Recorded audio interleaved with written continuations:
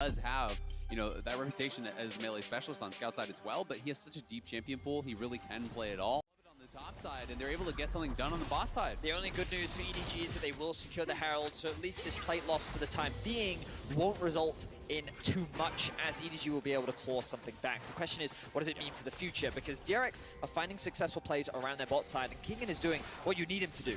Mitigate any sort of pressure that is thrown his way. This can be a very difficult matchup in the early laning phase, and the fact that he was able to dodge away from that gank, only expending his ghost, means that while he will lose a bit of farm, overall, DRX are walk away happy.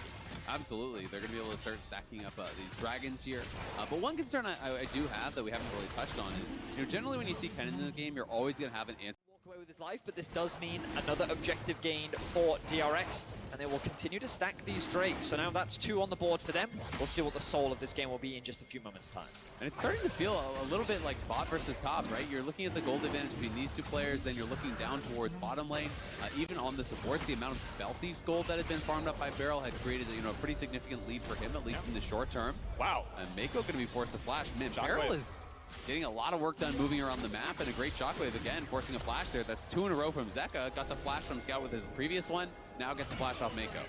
But it is going to be second Herald, though, looks like, as they step up, they put the wards down to get rid of the vision.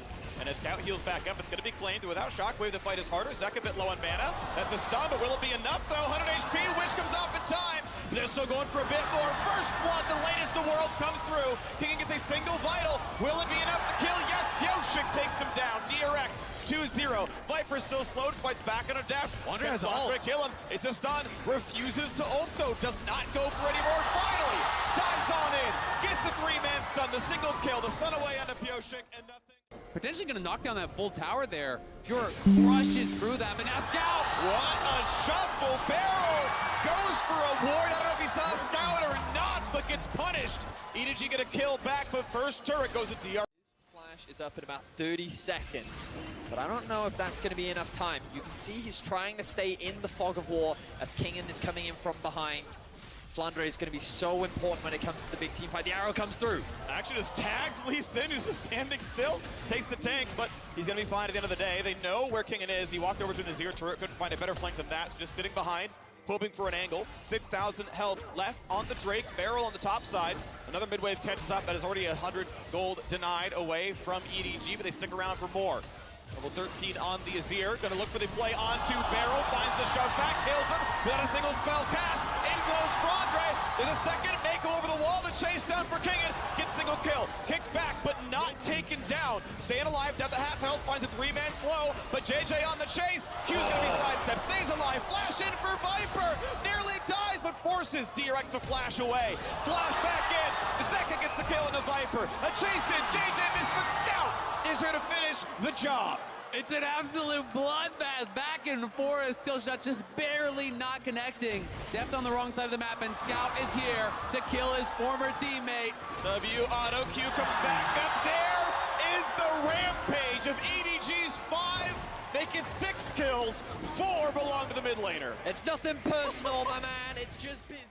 We know Pioshik's around, so a steal's not going to happen, or it is going to be flipped over what I should say. Kingen indeed looking for his flank play, but doesn't have it just yet. Scout, no flash, but has the ulti yet again. And once again, looking for this dragon. Most of them playing inside the brush. A blue trinket required to see where everyone is.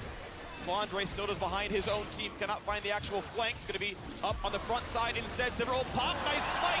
Pioshik grabs it. 3-0 DRX. This time in DRX. About who the one walking forward here is, but he's given up. You know, he's killing him. Revealed by the dragon. It's really smart. If you pull the dragon, it's going to hit whatever is closest to it, whether it's your team or their team. So if someone is hiding in a brush, that can be revealed. Yep. Certainly can be. Dragon now being aggroed towards DRX. Kingen hovering off in the fog of war, yet to be spotted.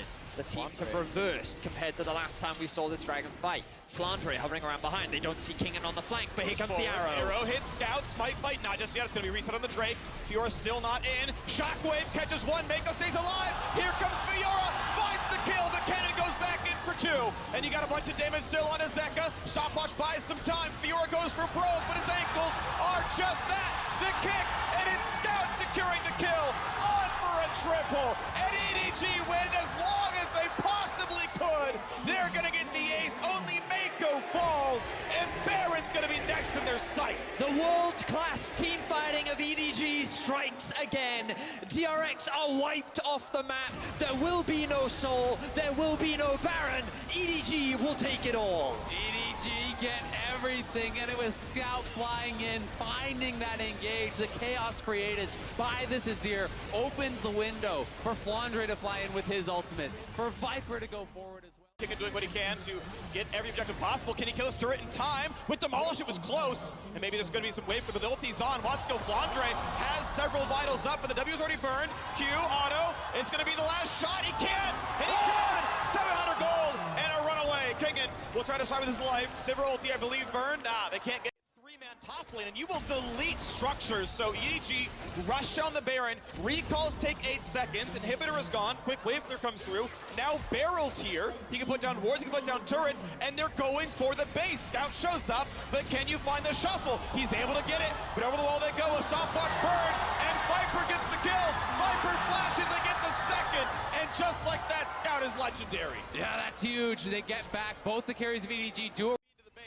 First turret dropping pretty rapidly. Still trying to clear out the minions. First turret is down. A stopwatch burn, but that should be a kill every time. Right, Death gonna be locked in place. Here goes Cannon. The kick back.